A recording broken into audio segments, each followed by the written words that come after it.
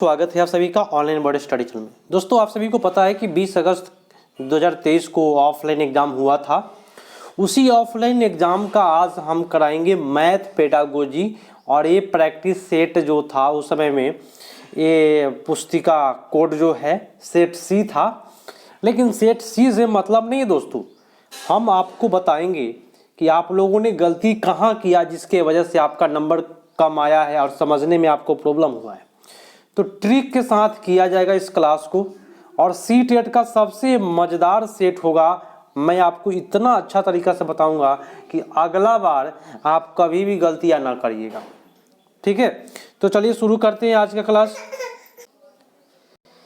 जैसे मैं बताऊंगा, समझिएगा मेरी बात ध्यान से। जैसे मैं मैथ पेडागोजी सोल्व करूंगा, अगर आप वैसे ही रेगुलर करते हैं, और रेगुलर मेरे यहाँ 8 बजे रात्रि को चलता है, तो डिफरेंट रूप से आपका सीटेट निकलेगा, कोई नहीं रोक पाएगा आपको।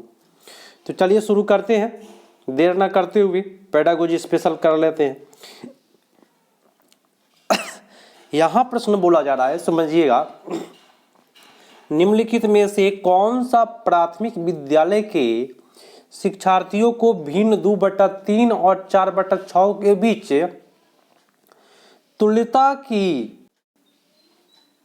कल्पना करने में मदद करने का सबसे उपयुक्त तरीका है? तुल्यता बोले तो दो को भिन्न दिया हुआ है, उस दोनों में तुलना करने का सबसे उपयुक्त तरीका क्या है? तो सबसे बेटर जो तरीका है मैं आपको बताऊं, भिन्न डिस्क का उपयोग करके। डिस्क बोले तो क्या, इस प्रकार से एक उपयोग कर लीजिए और इसको रंग दीजिए, और रंगने के बाद इसको लिख दीजिए 2/3 इस प्रकार से, और अलग डिस्क का प्रयोग करके फिर इसको रंग करके 4/6 का प्रयोग करिए। तो रंग करके ही प्रयोग करना ही इसको कहेंगे भिन्न डिस्क का प्रयोग करना। इससे बच्चा आसानी से समझ जाता है। लेकिन आप अगर तुलना करना है तो कैलकुलेटर का प्रयोग करिएगा तो बच्चा सीख नहीं पाएगा जीवन में कभी भी। विभाजन विधि के द्वारा बच्चा 1 to 5 का है, दशमलव का भाग, उसको काफी परेशानी होगा। लघुत्तम समापवर्तक विधि, सारे विधि बेकार है। आपका जो बच्चा है 1 to 5 का बच्चा है, और समझिएगा ध्यान से, और इसमें बट्टा का जो तुलना है उसको डिस्क के माध्यम से या इस प्रकार के कागज के काट करके इसको रंग कर भर करके इसके माध्यम से आप बच्चे को तुलना करके बता सकते हैं। इससे बेटर कुछ नहीं दोस्तों। समझते चलिएगा, मजा आएगा आपको। कम समय में आपको मैं टोटल क्वेश्चन कराऊंगा, और जितना भी पेडागोजी 20 तारीख को हुआ था अगस्त में ऑफलाइन एग्जाम का, सारे पेपर का मैं करा दूंगा आपको चुटकियों में। और आपका अगला बार जो एग्जाम होगा वो काफ़ी बेटर बीतेगा। प्रश्न कहता है कि संख्या बोध विकसित करने में उपकरणा एक महत्वपूर्ण भूमिका निभाती है। बोले तो उपकरण, ठीक है, उपकरण एक महत्वपूर्ण भूमिका निभाती है। निम्नलिखित में से कौन सा उदाहरण जो विद्यार्थियों में उपकरणा के कौशल का प्रदर्शन करता है? तो बताइए, उपकरणा के कौशल को कौन बेटर करता है? फर्स्ट बोला, विद्यार्थी संख्या 4 की पहचान 5 में 1 निकालने के रूप में करता है। विद्यार्थी 5 की पहचान 4 के परिवर्ती रूप में करता है। विद्यार्थी संख्या 6 की पहचान 5 में 1 जोड़ने के रूप में। देखिए तीनों ऑप्शन, देखिए ध्यान से समझिएगा, तीनों ऑप्शन 4 में 5, 6 में 5 इस प्रकार से किया है। लेकिन दोस्तों कभी भी इस प्रकार का उत्तर सीटेट में सही नहीं जाता है। अगर सेम अगर 3 ऑप्शन दिया रहे तो उस प्रकार का ऑप्शन सही नहीं जाता है। बच्चे को ऐसा ऑप्शन देना है जो कुछ अलग हटके रहे। देखिए लिखा हुआ है, विद्यार्थी का एक पासा उछालता है और बिना बिंदुओं और डॉट को गिने यह बताने में सक्षम है कि यह 4 है। जब पासा उछालेगा बच्चा, ठीक है, तो बिना गिने बच्चा पकड़ लेगा कि हाँ ये 4 है। ऊपर जो आया है वो क्या है, कौन सा अंक आया है, तो 4 बिंदु आया, बिना गिने बता देगा आपको। ऐसे नहीं ना करता है कि पासा बच्चा उठा करके गिनता है 1 2 3 4 आया, नहीं, बिना गिने बता देता है बच्चा। तो इसीलिए आपका जो उत्तर जाएगा मेरे दोस्तों 4 पर जाएगा। आप लोग भी पासा जब उछालिएगा लूडो गोटी का, तो क्या आप छक्का आएगा जब उस पर 6 अंक आएगा इस प्रकार से, तो क्या आप उसको गिनते हैं? नहीं गिनते हैं, उसके माइंड में बैठ गया रहता है, इसलिए उत्तर वहां गया है। नेक्स्ट है कि राष्ट्रीय शिक्षा नीति 2020 के अनुसार देश में विभिन्न विषयों में ओलंपियाड और प्रतियोगिताएं डैश होगी। हतोत्साहित गलत, कम गलत, सरल होगी, एक गलत होगा, मजबूत होगा। मेरे दोस्तों सबसे बेटर आपका 4 पड़ जाएगा। कोई प्रॉब्लम हो, परेशानी हो तो कमेंट करिएगा, मैं आपको कराऊंगा। और रेगुलर मेरे यहाँ 8 बजे रात्रि को आ जाते हैं, कभी भी फेल होने की उम्मीद नहीं रखिएगा। हमेशा 100% पास करेंगे आप सीटेट, क्योंकि मैं आपको बताऊंगा ट्रिक से और तरीका जो इस प्रकार से सोल्व किया जाता है। मेरे दोस्तों आप लोग नए हैं तो जरूर लाइक करिएगा और कमेंट करके बताइए कि क्लास आपको कैसा लग रहा है। और सब्सक्राइब नहीं किए हैं ना तो कर लीजिए, क्योंकि आगे भी आपको शिक्षक बनने तक मैं आपको न्यूज़ दूंगा और देते रहूंगा, किसी प्रकार से आपको परेशानी नहीं होगी। आ जाए आगे, चलिए आगे करते हैं। अगला प्रश्न है कि एक सेकेंड, हाँ, प्रश्न कहता है कि कक्षाई शोध यह दर्शाता है कि अधिकांश विद्यार्थी गणित को उसी कक्षा में जो अन्य विषय वे पढ़ाते हैं उनसे अधिक कठिन समझते हैं।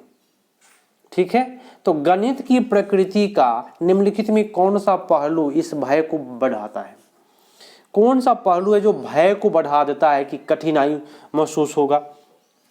ऑप्शन 1 बोला कि गणित में किसी समस्या का समाधान करने के लिए कई अलग अलग प्रणाली की व्याख्या। देखिए समस्या समाधान हो जा रहा है तो यहाँ पे भय बढ़ने की बात ही नहीं है, जहाँ समस्या खत्म वहाँ भय खत्म। गणित में प्राथमिक अवधारणाओं को अमूर्त प्रकृति, मेरे दोस्तों ये सबसे घटिया है। प्राथमिक अवधारणाओं में गणित को कभी भी मूर्त तरीके से पढ़ाना है। अब ये सर कैसे आप मार रहे हैं इसको, मैं आपको बताता हूँ। आप जब छोटे बच्चों को पढ़ाते हैं तो बोलते हैं कि 2 गो आम आ 1 गो आम मिल के कै गो आम, इस प्रकार से बोलते हैं ना, या दिखा करके बोलते हैं हाई 2 गो है, 2 गो आम है, हाई 1 गो आम मिला दिए तो कै गो आम हुआ। तो बच्चा को कभी भी प्राथमिक स्तर पर अमूर्त नहीं पढ़ाना है, मूर्त पढ़ाना है।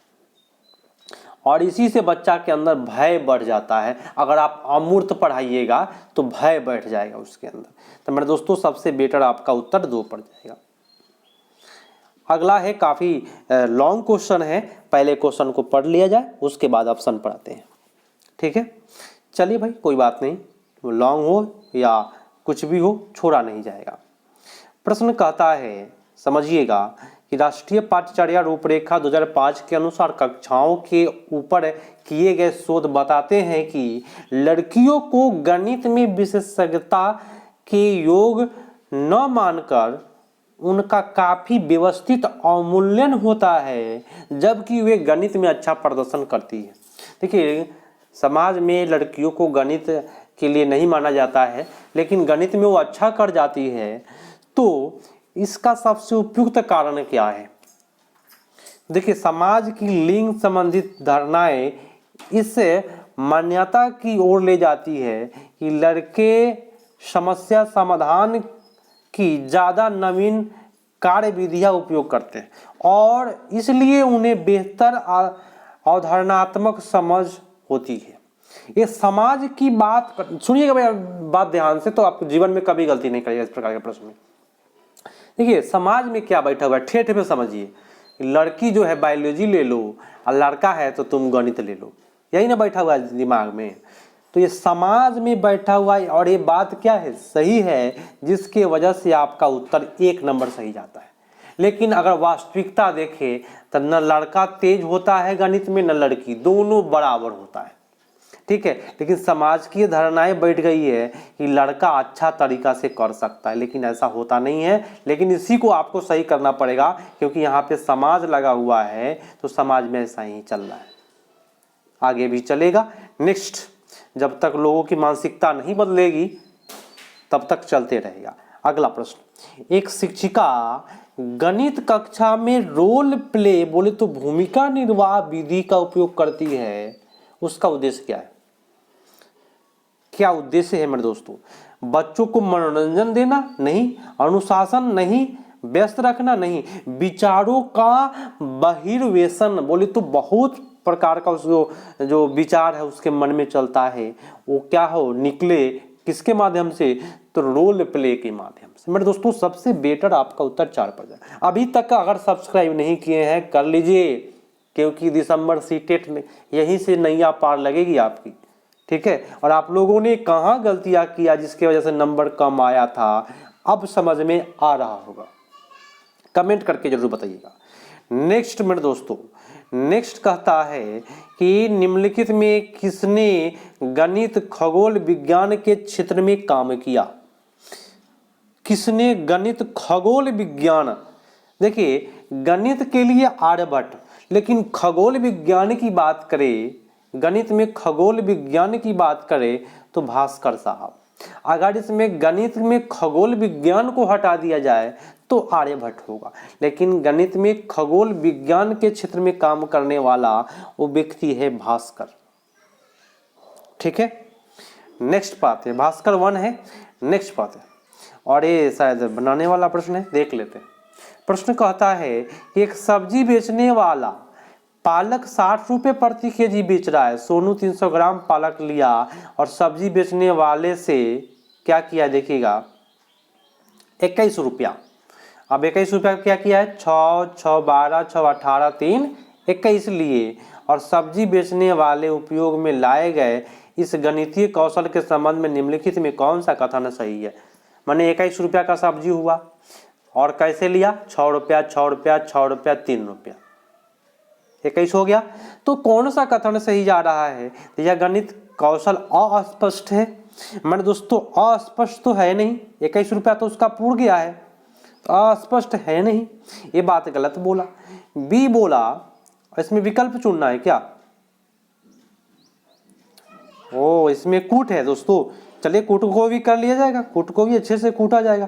तो अस्पष्ट तो है नहीं, ये बात गलत बोला, ठीक है। 21 रुपया तो लिया था। यह कौशल कक्षा में गणितीय प्रश्नों को हल करने के लिए लाभदायक नहीं है। क्यों नहीं भाई? यहाँ पे अस्पष्ट गलत, यहाँ पे नहीं गलत। और तीसरा है, ऐसे कौशल गणितीय प्रश्नों को हल करने के वैकल्पिक तरीकों को विकसित करने में सहायक होते हैं। बहुत अच्छी बात है और इससे अच्छी बात कोई नहीं, ठीक है, सहायक होते हैं, ठीक है।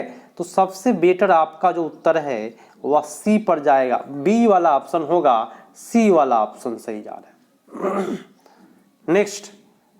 नेक्स्ट भी बड़ा प्रश्न है भाई। बड़े प्रश्नों को आराम से अगर नहीं करेंगे तो भाई कठिनाइयां प्रॉब्लम तो होगी ही। चलिए इसको देख लेते हैं। कहता है कि निम्नलिखित में कौन सी परिस्थिति यह दर्शाती है कि बच्चे का ज्ञान निर्माण स्वयं कर रहे हैं? कौन ऐसा परिस्थिति? तो फर्स्ट है कि बच्चों को हस्त कौशल सामग्री जैसे कि संख्या के ग्रिड आयताकार श्रेणियों में व्यस्त गीटियां दी गई और वे इनका उपयोग कर गुणन के पैटर्न खोज रहे हैं। बहुत अच्छी बात है भाई, बच्चा हस्त कौशल सामग्री का प्रयोग कर रहा है तो अच्छा बात है। तो हस्त कौशल जब प्रयोग करेगा तो मास्टर साहब के हाथ से नहीं ना करेगा, अपने हाथ से ना करेगा। यहाँ अपना हाथ से बोले तो क्या स्वयं, ठीक है। दूसरा बात कि शिक्षक ने श्याम पट पर अधूरे पहाड़े लिखे।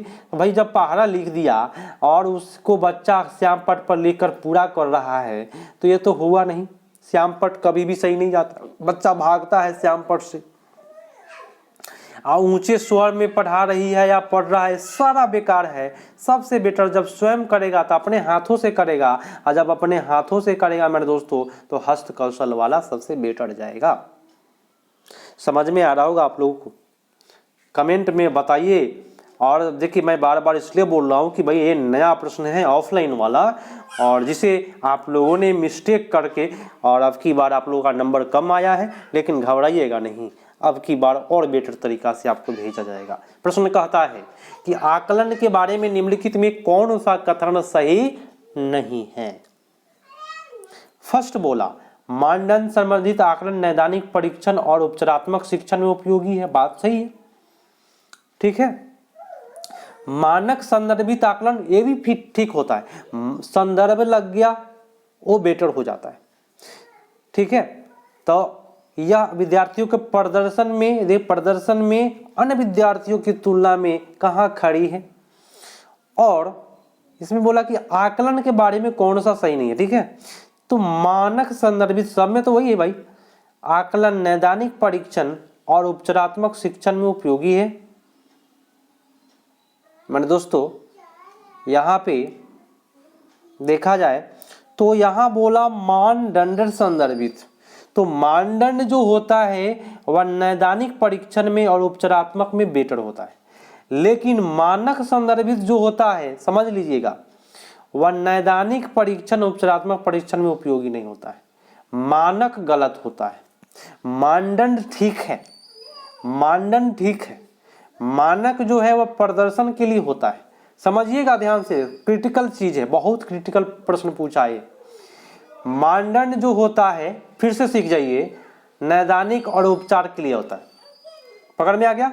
और मानक जो होता है वह प्रदर्शन के लिए होता है, लेकिन यहाँ बोला कि मानक क्या के लिए, नैदानिक और उपचार के लिए, ये बात गलत है। तो यही नोट कर लेंगे थोड़ा सा इसको अच्छे से, तो आपका बेटर हो जाएगा। आपके साथ नोट कैसे करें, तो मानदंड संदर्भित लिख करके आकलन और उपचारात्मक लिख लीजिए, और मानक में लिख लीजिए प्रदर्शन लिख लीजिए, बाकी तो इसमें गलत है ही, ठीक है। तो सही हो जाएगा आपका सी। अब आ जाइए अगला प्रश्न, कहता है कि अधिक कम, लंबा छोटा, दूर समीप, छोटा बड़ा छोटा आदि अवधारणाएं ये क्या है। मेरे दोस्तों ये सीधे शब्दों में अंग्रेजी भाषा का विशेषण है, और गलत बात भाई, छोटा लंबा अंग्रेजी का है नहीं भाई। महत्वपूर्ण पूर्व संख्या बोले तो प्री नंबर अवधारणाएं हैं। लंबा छोटा, दूर समीप, छोटा बड़ा छोटा, ये प्री नंबर के अंतर्गत आता है मेरे दोस्तों। आपका सबसे बेटर उत्तर आपका बी पड़ जाएगा। तुलना करने के लिए अस्पष्ट शब्द है, ये बात गलत बोला। विलोम शब्द है, जब गणित बना रहे हैं तो विलोम शब्द का जिक्र होगा ही नहीं। नेक्स्ट है गणितीय अधिगम सामग्री सूत्र के प्रदर्शन में शिक्षक की मदद करती है, तो सूत्र के लिए मदद नहीं करता है, सूत्र वाला आपका गलत होगा।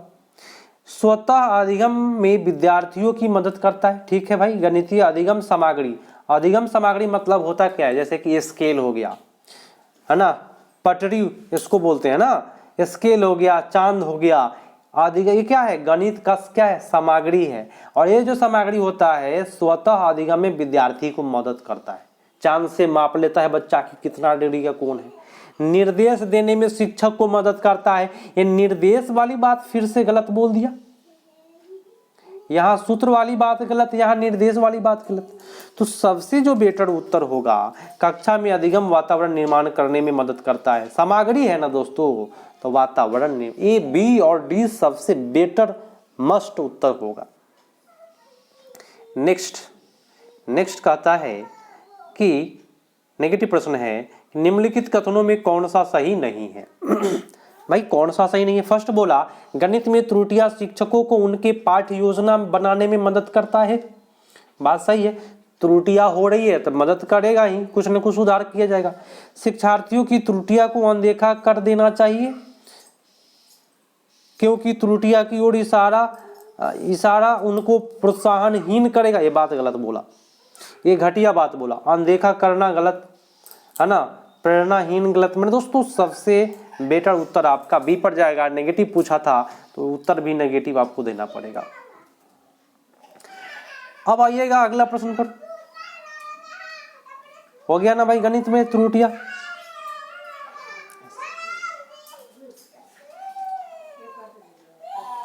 अगला प्रश्न है, देखिएगा प्रश्न कहता है कि बच्चे में गणितीय अभिरुचि को विकसित करने के लिए एक अध्यापिका निम्नलिखित गतिविधियां अपनी कक्षा में करवाती है, इनमें वह चुनिए जो उसके उद्देश्य को पूरा करने में प्रभावी नहीं है। तो वह गणित में पहेलियां और जादुई वर्ग हल करने के लिए देती है। उत्तर कौन सा होगा, देखिए नेगेटिव पूछ रहा, नेगेटिव में बी वाला ऑप्शन बोलता है कि उन्हें अपनी कक्षा में एक गणितीय कोना बनाया जाए जहाँ पे विद्यार्थी विभिन्न गतिविधियाँ कर सके। ठीक है भाई, ये भी सही है। अगला है कि वह हमेशा उस विद्यार्थी की प्रशंसा करती है जो कक्षा में सत्रांत परीक्षा में सबसे अधिक अंक प्राप्त करते हैं। ये ही नेगेटिव है मेरे दोस्तों, हमको खोजना क्या था, नेगेटिव। तो जो अधिक अंक लाता है उसको प्रशंसा करिएगा, तो यही ना नेगेटिव हो गया भाई। चलिए नेक्स्ट पाइए। नेक्स्ट कहता है कि निम्नलिखित में कौन सा गणित के प्रकृति के बारे में सबसे उपयुक्त है। फर्स्ट क्या बोला, यह बच्चे को सृजनात्मक बनाने में सहायता करता है, निर्माणकारी। तो ये तो बहुत अच्छी बात है, ठीक है। और देखिए अगला बोल रहा है कि यह बच्चे को कल्पना पोषित करने में, सृजनात्मक कल्पना दोनों बेटर। और तीसरा है कि यह निगनात्मक विवेचन, बोले तो तर्क पर आधारित है। गणित तो ठीक ही है भाई, तर्क पर है ही, लेकिन अभिसारी नहीं है मेरे दोस्तों, अपसारी है, इसलिए गलत हो गया। क्योंकि अभिसारी जो होता है वह सृजनात्मक नहीं होता है, इसलिए आपका उत्तर ए, बी और सी पर चला जाएगा। आगे देखिएगा, आगे आपका बनाने वाला है, ये क्रम में आरोही क्रम में व्यवस्थित करना है, तो आप लोग इसको आरोही क्रम में व्यवस्थित कर लीजिएगा। मेरे पास डिस्प्ले का थोड़ा सा प्रॉब्लम है, छोटा है, जिसकी वजह से मैं मैथ बना नहीं पाता हूँ। पेडागोजी मैंने कराया। हाँ, इसको आप क्या कीजिए, 2, 4, 6 सम संख्या बोला कि विषम पद है ना, विषम रहेगा। अगर ये सम पूछता तो उत्तर 0 होता, लेकिन पूछा क्या है, विषम। तो विषम पूछा है मेरे दोस्तों, तो उत्तर जो होगा आपका, ये जो फर्स्ट वाला जो होगा वही आपका उत्तर होगा। एक सेकेंड, इससे ये कट गया, इससे ये कट गया, इससे ये कट गया, तो फर्स्ट वाला उत्तर। विषम में पूछे तो जो फर्स्ट में आता है वही उत्तर होता है, बोले तो 5 उत्तर आपका होगा। ठीक है, चलिए। सम में पूछेगा तो 0, सुन लीजिए, ट्रिक सीख लीजिए। कोई बताएगा, मैं तो आपको बता देता हूँ ट्रिक क्या है। इस प्रकार के प्रश्न में सम में पूछेगा तो 0, अब विषम में पूछेगा तो पहले का लेटर लिख दीजिए, उत्तर आपका आ जाएगा। नेक्स्ट, 100 लाख निम्नलिखित में किसके रूप में जाना जाता है, तो 100 लाख को हम बोलते हैं 1 करोड़। ठीक है, इस प्रकार का प्रश्न था। एक संख्या में 100 पूर्ण संख्या जोड़ी जाती है। मान लीजिए एक संख्या x, इसमें 100 को जोड़ा गया और फिर वही संख्या 100 से घटा दिया गया, फिर उसी संख्या को क्या किया गया, 100 से घटा दिया गया। ठीक है, तो इस प्रकार से प्राप्त संख्या का योगफल ज्ञात करना है, बोले तो प्लस, तो -x + x कट गया और 100 मिल करके उत्तर आपका हो गया 200। इस प्रकार से बनाना था इसको। निम्नलिखित का गुणनखंड बताना है, 36 30 का गुणनखंड नहीं है, माने किससे भाग नहीं लगेगा। तो इसमें जो भाग नहीं लगने वाला है, 9 से भाग नहीं लगेगा। 9 चौका 36 और उसके बाद में आपका 30 बच जाएगा, जो 9 से कटेगा ही नहीं। बाकी आप जितने भी अंक है इसमें सबसे कट जाएगा आपका, तो उत्तर आपका 9 नहीं है, पूछ रहा था। अगला है कि कहता है एक संगीता साबुन खरीदना चाहती है जिसका मूल्य 10 रुपया है और उसके पास 5 रुपए का सिक्का और 2 रुपए के सिक्के और 5 पैसे के सिक्के हैं, तो उसको साबुन खरीदने में कितनी धनराशि जरूरत है। तो इसका जो उत्तर होगा आप लोग स्क्रीनशॉट लेकर के बना लीजिएगा। इसका उत्तर आपका जाएगा 0.50, है ना, बोले तो 50 पैसा। ठीक है, 51 का उत्तर 4 पर। नेक्स्ट मैं आपको उत्तर बता दे रहा हूं ताकि आप लोग बना ले। रूबीना 16:50 बजे अपनी यात्रा शुरू की और उसी दिन 21:15 बजे समाप्त कर दिया। तो यात्रा कितना समय के लिए हुआ, तो मैंने दोस्तों 16:50 बजे शुरू किया है। ठीक है, और उसी दिन 21:15 तो घटा लीजिए, 21:15 में से 16:50 को घटा लीजिए, फटाफट घटा लीजिए। इधर जाएगा 60, तो हो जाएगा क्या 75, 75 में से 60 गया तो कितना होगा, 75 में से 50 गया तो क्या होगा, 25 हो जाएगा। तब 25 मिनट वाला यहाँ है और यहाँ है, आगे घटा के देख लेते हैं। 20 में से गया था 4 25 होगा उत्तर आपका। तो 52 का जो उत्तर होगा वह 4 25, 4 घंटा 25 मिनट। उसी प्रकार से कह रहा है कि बढ़ते क्रम में बताना है भिन्न को, तो इसको आराम से आप लोग भाग करके भी कर सकते हैं या तिरछा तिरछी गुना करके भी बढ़ते घटते क्रम में आप लोग सजाइएगा। तो उत्तर जो होगा सबसे बेटर आपका बढ़ते क्रम में आपका सी वाला ऑप्शन होगा।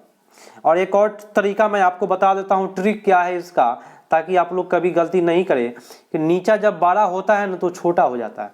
तो ये छोटा, इससे छोटा ई है ना, इससे थोड़ा सा छोटा है ना, ये 4 3 2, तो सबसे जो नीचे बड़ा होता है वो छोटा होता है, उससे छोटा ए होता है, उससे छोटा ए होता है। ठीक है, याद रखिएगा, नीचे जो बड़ा होगा अंक वह सबसे छोटा होगा, ऊपर सेम होना चाहिए, शर्त यही है, ऊपर अंक सेम होना चाहिए और नीचे बड़ा है वो छोटा। ठीक है, इससे छोटा है तो ये थोड़ा बड़ा हो गया, ये छोटा है 2 से 2 तो ये बड़ा हो गया, तो सबसे आरोही क्रम में यही होगा आपका उत्तर। ठीक है, उल्टा होता है।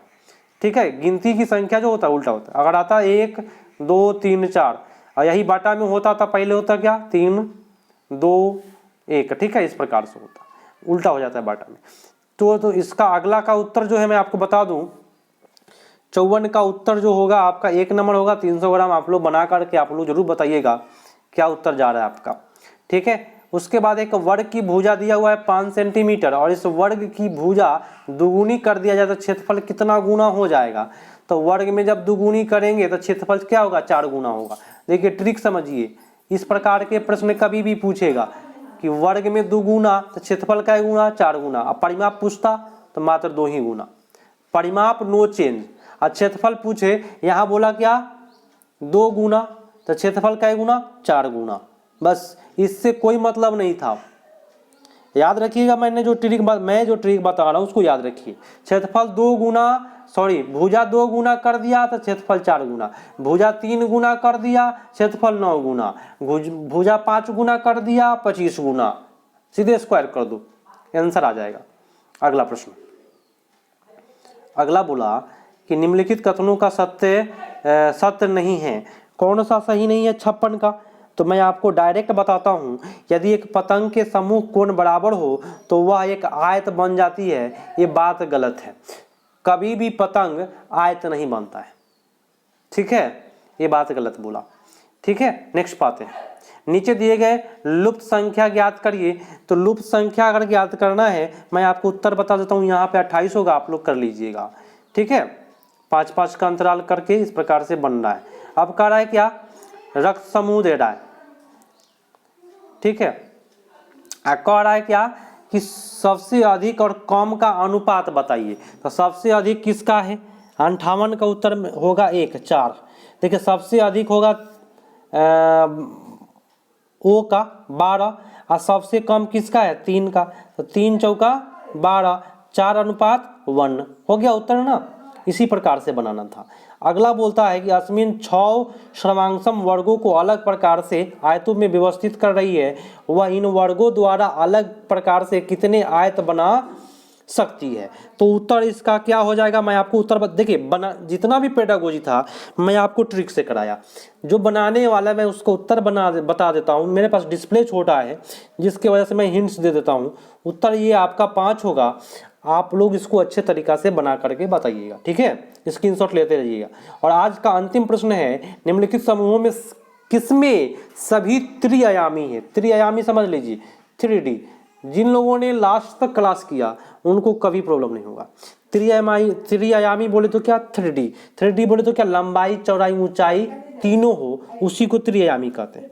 तो किसमें होगा, उत्तर होगा घन, घनाभ, गोला, बेलन। उत्तर आपका 2 पर चला गया।